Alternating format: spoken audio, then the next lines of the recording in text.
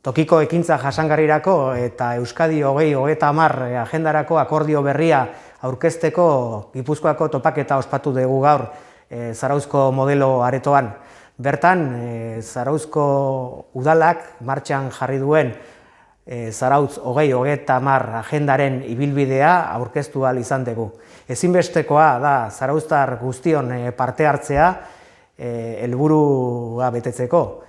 Zarauz etorkizunean jasangarriagoa eta inklusiboagoa izatea nahi badugu, zuen aportazioak beharrezkoak dira. Beraz, gonbidatuta zaudete Zarauz 2030 agenda berrian diseinuan parte hartzen.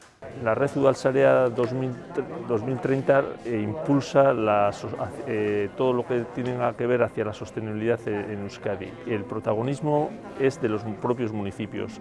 Zarauz tiene un gran reto y es abordar desde la participación ciudadana todo lo que tenga que ver con la sostenibilidad y hacia dónde tenemos que ir como municipio de Zarauz. Lehendakaritzak lehen unetik apoiatzen du udalsarea. Udalsarea integratuko du erakunde artean dakon gobernantza maila orokorren baitan, eta garrantzitsuena da udalerritatik jaurlaritzaraino eta jaurlaritzatik udalerritara proiektu konkretuen gainean lankidetza bideratzea. Hori da helburua, eta helburu horren aldi berdinean helburu jakina da herritarrei zuzenean laguntzea eta beraien bizimodua erraztu eta hobetzea.